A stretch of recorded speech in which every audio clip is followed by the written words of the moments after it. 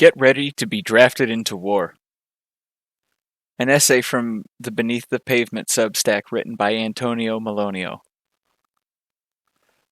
Things are escalating. New wars are breaking out all over the world, adding to the list of never-ending ones. Here is a map of current ongoing armed conflicts.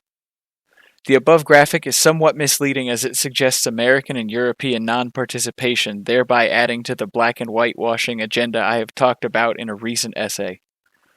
The civilized West loves to portray itself as the shining white savior amidst the barbaric onslaught from all sides. Make no mistake, the West is very much involved in almost all of these conflicts. Most are directly linked to decades of ruthless imperialism, colonialism, and neoliberal plundering. But why this recent surge in armed conflicts? Beginning with the Russian invasion of Ukraine, itself directly linked to NATO expansionism, we are watching in real time as the world slowly descends into the early stages of a new world war. The recent Azerbaijani invasion of Nagorno-Karabakh has made ethnic cleansing fashionable again. There were no strong responses or sanctions of any kind, nor have we heard much in the news about atrocities or war crimes, for Turkey, allied to Azerbaijan, itself is a NATO member. And Israel is quickly following suit, attempting to solve a decades-long conflict in the most inhumane way possible. The situation in the Middle East in particular could easily drag many more nations into war. U.S. aircraft carriers are already present, Arab nations are saber-rattling, Iran waiting for an opportunity, and Israel happy to oblige them all. Late-stage capitalism is finally breaking down. That's why.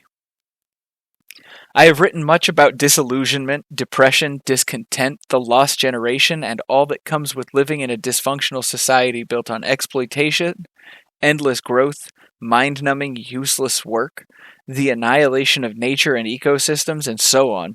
Most of us, particularly men, feel unfulfilled and unhappy. There is no purpose to it all. We won't be able to afford a house. We will never live in a functioning community based on mutual aid and respect.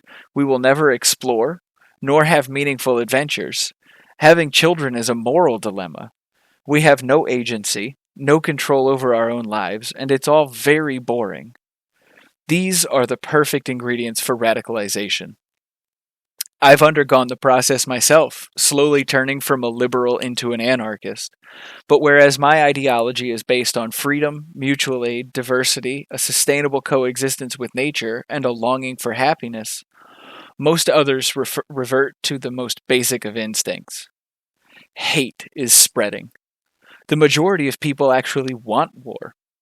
Politicians and media are obliging, happily escalating and shouting popular slogans and seeking convenient scapegoats.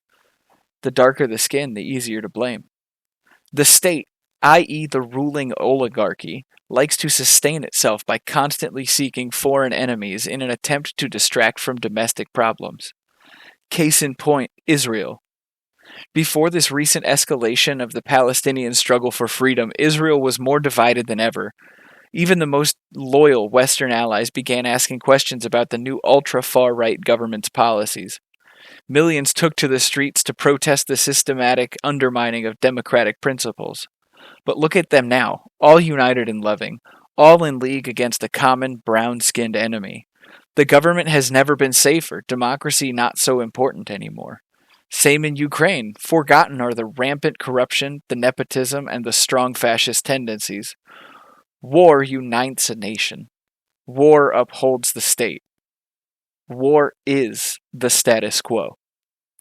As capitalism comes to its ecological as well as ideological limits, as resources become scarce and prices rise, as the working class loses and loses, while the climate wreaks havoc, expect more wars to break out. Many more wars. It's just a matter of time until it happens on Western soil, too. It doesn't have to be an external enemy, even. It could also be internal ones, as is the case in the United States of America. Get ready to be drafted into war, whether you want it or not. Even liberal countries such as Germany are already massively gearing up and considering a return to compulsory conscription. In Austria, where I live, this practice has never been abandoned for some reason, though one has the option to do civil service instead if one ideologically rejects the military. That's what I did, by the way. I served 9 months as a paramedic in some small village instead of letting frustrated men shout at me. Well, these frustrated men will drag us all down with them.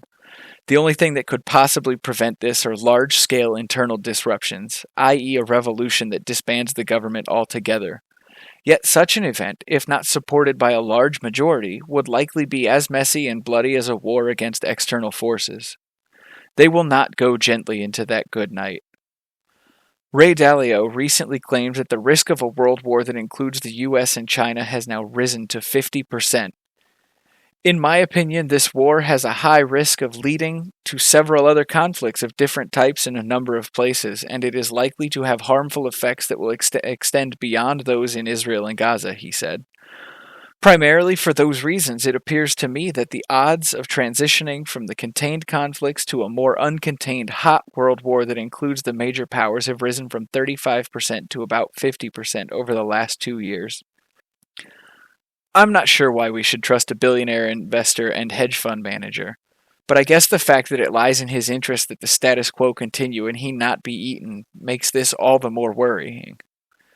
So perhaps you should, in fact, get ready to raise your weapon against other poor sods who are forced to do the same thing, or perhaps you can raise it against the one that forces you to do such a terrible thing in the first place. It will be your decision.